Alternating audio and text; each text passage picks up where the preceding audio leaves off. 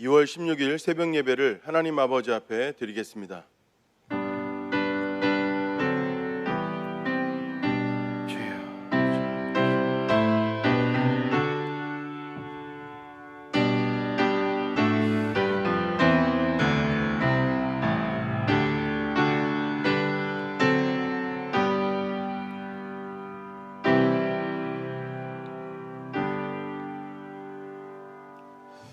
사도신경으로 우리의 신앙을 고백하겠습니다. 나는 전능하신 아버지 하나님 천지의 창조주를 믿습니다. 나는 그의 유일하신 아들 우리 주 예수 그리스도를 믿습니다. 그는 성령으로 잉태되어 동정녀 마리아에게서 나시고 본디오 빌라도에게 고난을 받아 십자가에 못 박혀 죽으시고 장사된 지 사흘 만에 죽은 자 가운데서 다시 살아나셨으며 하늘에 오르시어 전능하신 아버지 하나님 우편에 앉아 계시다가 거기로부터 살아있는 자와 죽은 자를 심판하러 오십니다. 나는 성령을 믿으며 거룩한 공교회와 성도의 교제와 죄를 용서받는 것과 몸의 부활과 영생을 믿습니다. 아멘. 찬송가 435장 함께 찬양하겠습니다.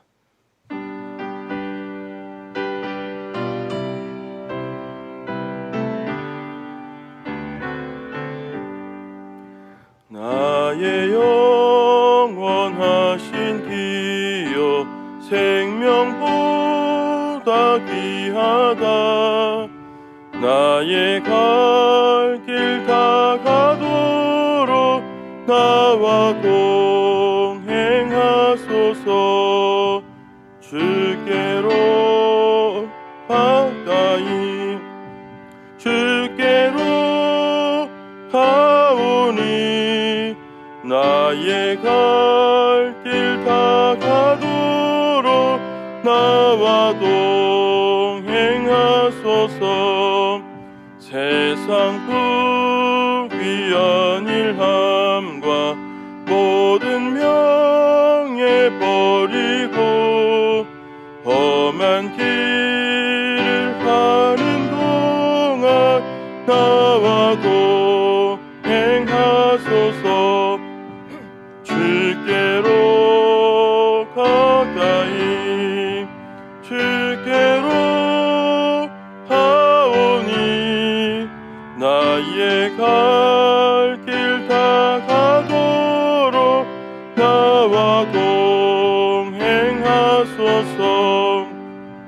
어두운 골짝 지나가며 험한 바다 건너서 천국 문에 이르도록 나와 동행하소서. 주께로 가까이 주께로 가오니 나의 갈 길 다가도록 나와 동행하소서. 아멘. 이 시간 하나님께서 주시는 말씀은 마태복음 14장 1절에서 12절까지의 말씀입니다. 마태복음 14장 1절에서 12절까지의 말씀을 봉독하겠습니다. 그때에 분봉왕 헤롯이 예수의 소문을 듣고 그 신하들에게 이르되 이는 세례 요한이라. 그가 죽은 자 가운데서 살아났으니 그러므로 이런 능력이 그 속에서 역사하는도다 하더라. 전에 헤롯이 그 동생 빌립의 아내 헤로디아의 일로 요한을 잡아 결박하여 옥에 가두었으니 이는 요한이 헤롯에게 말하되 당신이 그 여자를 차지한 것이 옳지 않다 하였음이라. 헤롯이 요한을 죽이려 하되 무리가 그를 선지자로 여김으로 그들을 두려워하더니 마치 헤롯의 생일이 되어 헤로디아의 딸이 연석 가운데서 춤을 추어 헤롯을 기쁘게 하니 헤롯이 맹세로 그에게 무엇이든지 달라는 대로 주겠다고 약속하거늘 그가 내 어머니의 시킴을 듣고 이르되 세례 요한의 머리를 소반에 얹어 여기서 내게 주소서 하니 왕이 근심하나 자기가 맹세한 것과 그 함께 앉은 사람들 때문에 주라 명하고 사람을 보내어 옥에서 요한의 목을 베어 그 머리를 소반에 얹어서 그 소녀에게 주니 그가 자기 어머니에게로 가져가니라. 요한의 제자들이 와서 시체를 가져다가 장사하고 가서 예수께 아뢰니라. 아멘. 기도하겠습니다. 하나님 아버지 감사합니다. 이 아침에 우리를 또한 하나님 앞에 깨워주시고 말씀 앞에 서게 하심에 감사드립니다. 우리의 삶 가운데 어렵고 힘들 때에 하나님께 주시는 말씀을 통하여 세임 얻게 하여 주시고 어떻게 삶을 살아가야 할지 막막하고 또한 모든 것들이 혼란스러울 때에 하나님의 말씀을 통하여 그 길을 분명히 알게 하여 주셔서 하나님께서 기뻐하신 열매가 많이 맺혀지는 우리 모두의 삶이 될 수 있도록 역사하시고 인도하여 주옵소서. 예수님의 이름으로 기도합니다. 아멘. 우리가 오늘의 이 본문은 참 잘 아는 내용입니다. 이 내용은 상당히 마음이 아프고 조금 많이 속상한 그런 내용입니다. 우리가 이 내용을 통하여서 먼저 당시에 이스라엘의 정치 권력이 얼마나 타락했는지를 확인할 수 있습니다. 3절에 보시면 전에 헤롯이 그 동생 빌립의 아내 헤로디아의 일로 이렇게 표현합니다. 이것은 무슨 말인가 하면 당시에 헤롯 왕이 자기의 동생의 아내를 빼앗아 취한 사건을 말하는 것입니다. 그러니 헤롯은 원래는 제수씨였는데 그 제수씨가 이뻤는지 어쨌는지 이 헤롯 대왕이 자기 동생과 이혼을 시키고 자기와 결혼하도록 한 것입니다. 그리고 헤로디아는 그것을 따른 것이죠. 이를 알게 된 세례 요한은 헤롯 대왕의 일과 헤로디아의 일이 잘못되었다라고 비판합니다. 그 비판은 옳은 것이었습니다. 왜 그러냐면 이스라엘의 모든 사람은 명시적으로 하나님을 섬기기로 되어져 있었고, 물론 이 헤롯 왕은 사마리아 사람이고 또 명백하게 이스라엘 사람이라고 보기 어려운 지점들도 분명히 있지만 그럼에도 불구하고 이스라엘의 왕이었으므로 그는 분명 하나님 여호와를 섬기는 자였습니다. 근데 그가 한 행위가 율법에 맞지 않는 행위였던 것이죠. 자기의 동생의 아내를 취했으니 말입니다. 이에 대해서 세례 요한이 이것은 문제가 있다라고 말하는 것입니다. 세례 요한의 이 말은 아주 옳은 말이었습니다.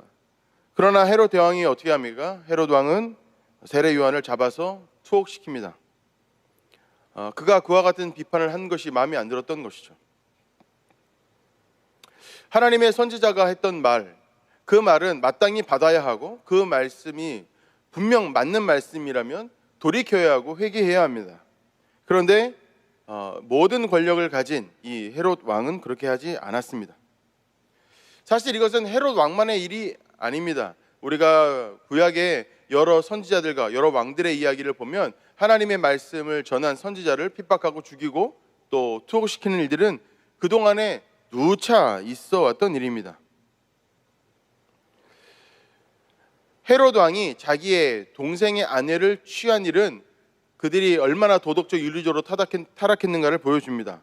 그리고 세례 요한, 이를 비판한 세례 요한을 투옥시킨 일은 그들이 얼마나 자기들의 권력에 취해 있었고 또 종교적으로 타락했었는지를 보여줍니다.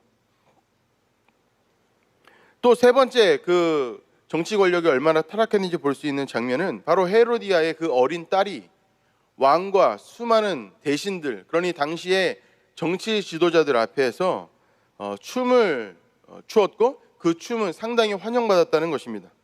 당시에 여자가 춤을 춘다고 하는 것은 창녀만 하는 일이었다고 합니다.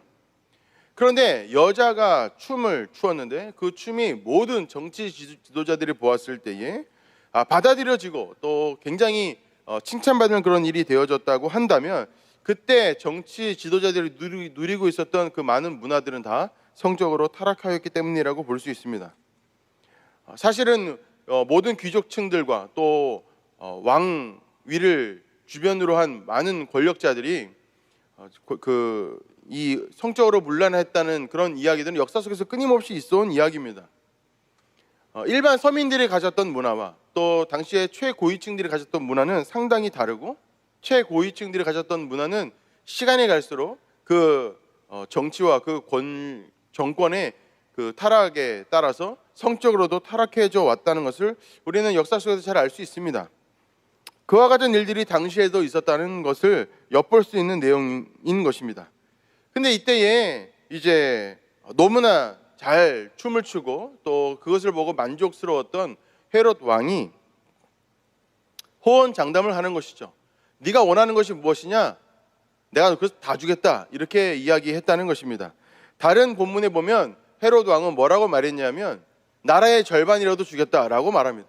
만약에 그 자리에서 이 딸이 그 한 5살에서 10살 가까이 되는 이 사이의 딸이 나라의 절반을 주십시오라고 말하면 그것은 무엇이 되겠습니까? 그것은 반역행위가 되는 것입니다. 대적행위가 되는 것이죠. 대적행위는 그 어느 나라에서도 가장 큰 중벌로 다루었던 죄입니다. 그러니 진짜로 나라의 절반이라도 달라고 하면 주겠다고 하는 그 말은 진짜 말이 아니라 뭐든지 다 들어주겠다는 호언장담이었던 것이죠. 그런데 그 아이가 무엇을 요구합니까? 지금 감옥에 투옥되어져 있는 세례 요한의 머리를 달라는 것입니다. 얼마나 끔찍한 소원입니까? 물론 그 소원은 당연히 그의 엄마 헤로디아가 시킨 일이라고 하는 것을 모두가 알고 있었습니다. 그런데 그것보다 뭐가 더 중요한 것입니까? 헤롯 왕이 말했다. 그가 장담했다. 이게 훨씬 중요한 것이 되었다는 것이죠. 그래서 누구도 다 아는 이런 뻔한 장난거리에 헤롯 왕은 세례 요한의 머리를 주라고 그렇게 이야기한 것이죠. 어떤 누군가가 법적으로 처벌을 당할 때에는 법적 절차가 있을 것이고 또 충분한 논의의 시간들이 있을 것이고, 그리고 세례 요한은 누구입니까? 당시에 모든 이스라엘 사람들에게 존경받고 또 인정받는 종교 지도자였던 것이죠. 그러나 그를 그냥 그 여자아이의 한마디 말로 그냥 목을 쳐서 그것도 소반에 담아서 그 여인에게 주었다는 것이죠. 놀라운 일입니다. 우리는 또 이 본문에서 세례 요한의 사역을 엿볼 수 있습니다. 세례 요한이 그저 종교적인 지도자였고, 그래서 그가 종교적인 범위에만 국한된 일을 하였다면 그는 감옥에 투옥될 일이 없습니다. 그러나 그가 말한 것은 무엇이었습니까? 그가 말한 것은 충분히 정치적이었다는 것이죠.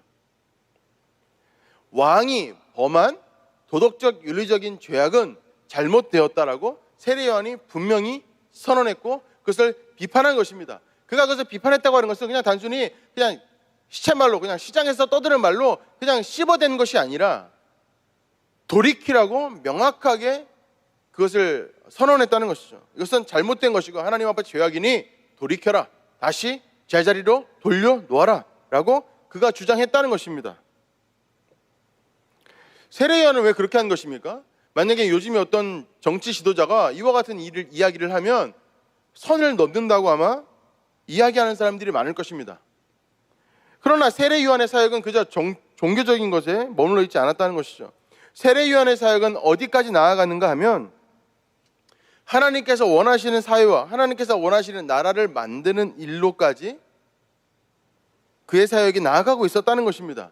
그러니까 단순히 무엇인가 하면 신앙인들은 그저 예배 잘 드리고 제사 잘 드리고 11조 잘하고 그리고 뭐 기타 여러 가지 어떤 도덕적 윤리적으로 잘 살고 이런 범위에서 벗어나서 실제로 그의 삶이 사회 속에서 그 나라 속에서 어떻게 이루어져야 하는지 모든 사람이 신앙인으로서 가져야 되는 정치적인, 사회적인, 경제적인 책무는 무엇인지 그가 분명히 그것을 지적하기를 원했다는 것이죠.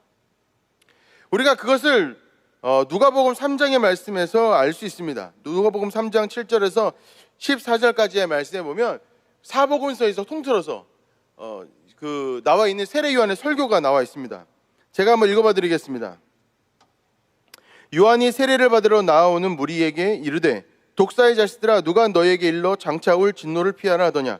그러므로 회개에 합당한 열매를 맺고 속으로 아브라함이 우리 조상이라 말하지 말라. 내가 너에게 이르노니 하나님이 능히 이 돌들로도 아브라함의 자손이 되게 하시리니 이미 도끼가 나무 뿌리에 놓였으니 좋은 열매 맺지 아니한 나무마다 찢겨 불에 던져지리라. 여기까지는 다른 성경 본문에도 다 나와 있는, 사복음서에도 여러 차례 나와 있는 그런 말씀입니다. 그 다음부터가 이제 세례 요한이 이 누가복음에 기록되어 있는 설교입니다. 무리가 물어 이르되 그러면 우리가 무엇을 하리이까? 대답하여 이르되 옷 2벌 있는 자는 옷 없는 자에게 나눠줄 것이요 먹을 것이 있는 자도 그렇게 할 것이니라 하고, 세리들도 세리를 받고자 하여 와서 이르되 선생이여 우리는 무엇을 하리이까 하며 이르되 부과된 것 외에는 거두지 말라 하고, 군인들도 물어 이르되 우리는 무엇을 하리이까 하며 이르되 사람에게서 강탈하지 말며 거짓으로 고발하지 말고 받은 금료를 족한 줄로 알라 하니라.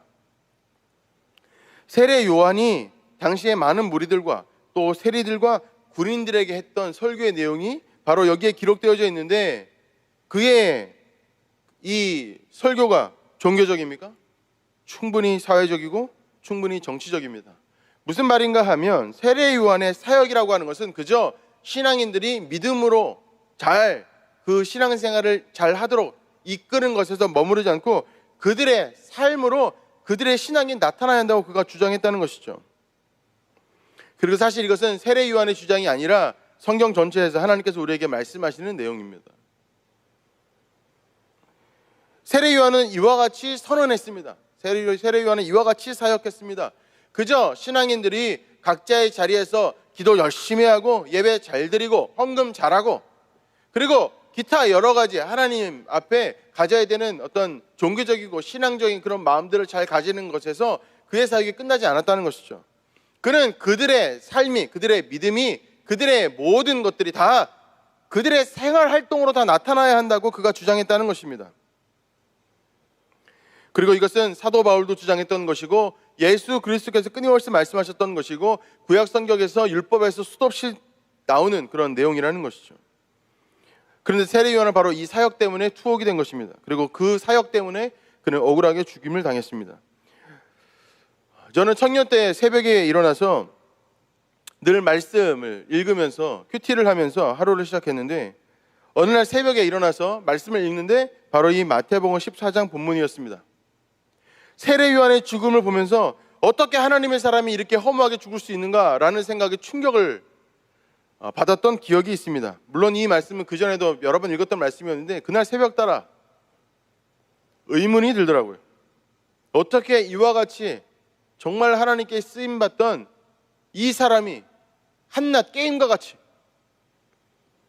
5살, 6살짜리 추방을 잘 쳤다고 왕이 모든 걸 다 줄게, 그 말에 세례 요한 머리 줍쇼, 그 말 한마디에 어떻게 머리를 댕강 잘라가지고 그에게 줄 수 있는지, 어떻게 이렇게 무책임하고 어떻게 이렇게 허무할 수가 있는지, 그 고민을 하면서 혼자서 많은 고뇌를 했던 그런 기억이 있습니다. 제 고뇌의 사실 핵심은 이것이었습니다. 하나님은 뭐 하셨을까? 하나님은 왜 이렇게 세례 요한이 억울하게 말도 안 되게 이렇게 장난처럼 차라리 십자가에 달려 죽거나 차라리 돌에 맞아 죽거나 차라리 그렇게 장렬하게 순교를 당하는 것도 아니고 그냥 한낱 그냥 여자애들 장난거리에 그냥 걸려 넘어져가지고 그냥 목이 잘려 죽는, 이게 말이 되는지, 그런 고민들을 혼자 했던 기억이 있습니다.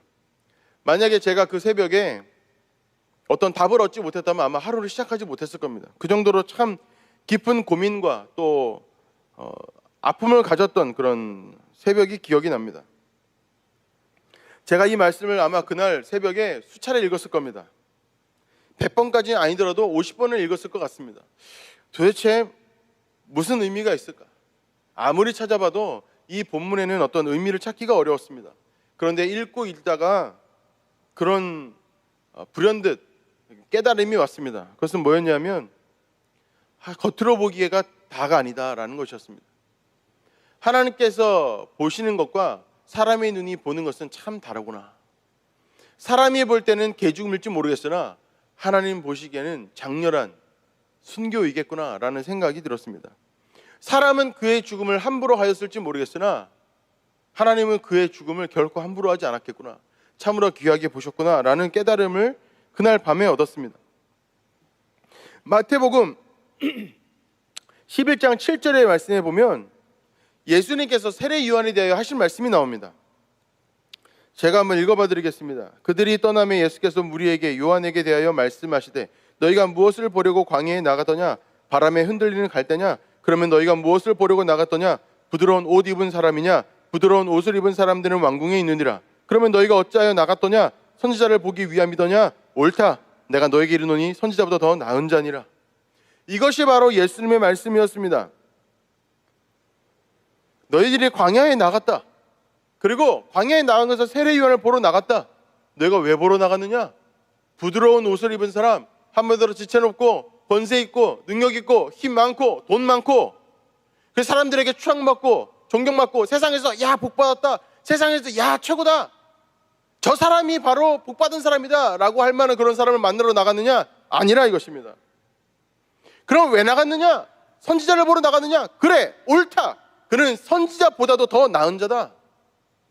그의 죽음은 그 어떤 누구의 죽음보다 낫다는 것이죠. 여러분, 마태복음 11장의 말씀을 한번 생각해 보십시오.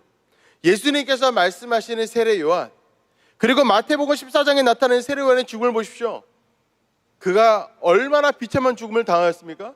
그의 이 비참한 죽음, 그저 그냥 몇몇 사람들의 장난거리의 말에 그냥 휩쓸려가지고 그냥 목이 댕강 잘려나가는 이 세례 요한, 이 개죽음. 그런데 11장에 뭐라고 말합니까? 선지자보다 더 나은 부드러운 옷을 입고 권력을 가지고 권세를 가지고 힘을 가지고 돈을 가지고 모든 것을 가지고 있는 그 사람들보다 더 나은 자, 선지자보다도 더 나은 자, 그가 바로 세례 요한이라고 예수님께서 말씀하셨다는 것이죠. 여러분, 이 갭이 얼마나 큽니까? 자기의 목숨조차도 스스로 부지할 수 없어서 그저 그냥 그냥 몇몇 사람들의 그냥 말 농담거리에 그냥 목이 달려나가는 이 세례 요한의 죽음이 얼마나 비참합니까? 그러나 그를 대하여 말하는 예수님의 그 말씀은 얼마나 이 세례 요한이 큰 인물이고 세례 요한의 삶이 얼마나 값진 삶인지 말합니까? 그의 삶을 보았을 때 그 어떤 누구도 칭찬할 만한 구석이 없습니다. 어떤 누구도 부러워할 만한 구석이 없다는 것이죠. 그는 그저 못 먹고 못 살다가 죽임을 당한 것이죠. 아무도 그를 인정해 주지 않았다는 것입니다. 그러나 하나님이 인정했다는 것이죠. 그러니 여러분, 우리가 이것을 생각해 보아야 합니다. 만약에 우리가 죽어서 하늘나라를 딱 가서 하나님께서 누군가는 칭찬하고 누구는 책망하시고 혹은 누구는 지옥에 가고 누구는 천국에 갈 터인데 그것이 결코 이 세상에서 보는 것과는 다를 거라는 것이죠.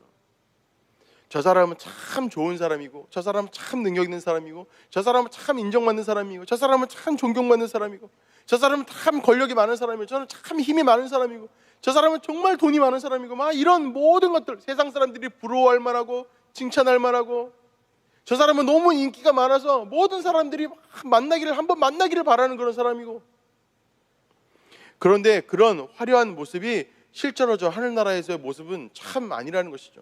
다르다는 것입니다. 세례 요한이 이 세상에 있는 모든 사람보다 더 큰 자라고 예수님께서 말씀하셨는데 그의 죽음은 이렇게 초라했다는 것이죠. 여러분, 그러니 우리가 이 말씀을 꼭 기억해야 합니다.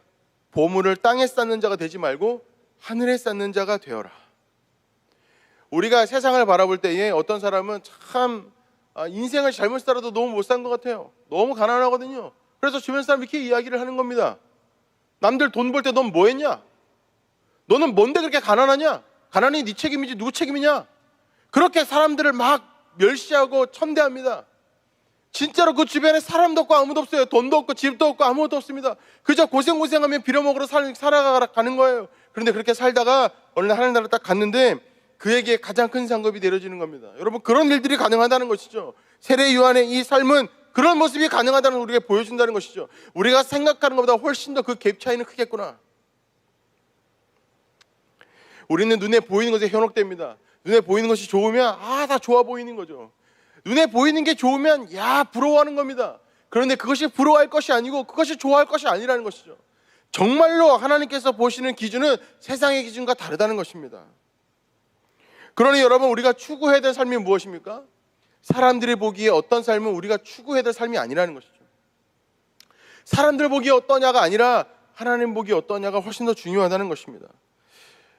여러분, 이 아침에 우리가 이 말씀을 대할 때에 정말 마음에 경각심을 가졌으면 좋겠습니다. 내가 추구하는 삶이라고 하는 것이 정말 이 세상 가운데 보물을 쌓는 삶을 살아가는 것은 아닌지, 나는 정말로 하나님께서 말씀하신 대로 저 하늘의 보물을 쌓고 살아가고 있는 사람인지 곰곰이 고민하며 생각하고 또 깨닫는 이 아침이 되었으면 좋겠습니다. 사람들이 다 추구하고 사람들이 다 좋다고 말하는 것 정말로 좋은 것인지 한번 잘 따져보아야 하겠습니다.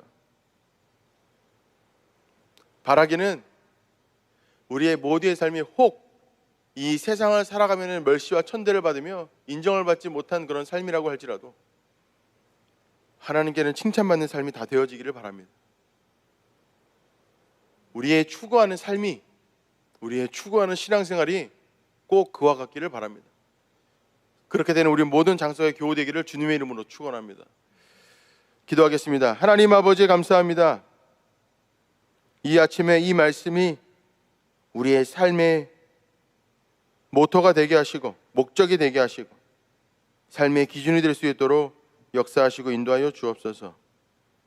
그래서 하나님, 사람들이 보기에 부러워할 만한 삶은 아닐지라도 하나님께서 보시기에 큰 사람의 삶이 다 될 수 있도록 역사하시고, 또 우리가 세상에 보이는 것들을 추구하는 것에 우리의 마음과 우리의 에너지를 사용하지 아니하고 하나님께서 기뻐하시는 삶으로 나아가는데 우리의 모든 것을 쏟아부을 수 있도록 역사하시고 인도하여 주옵소서.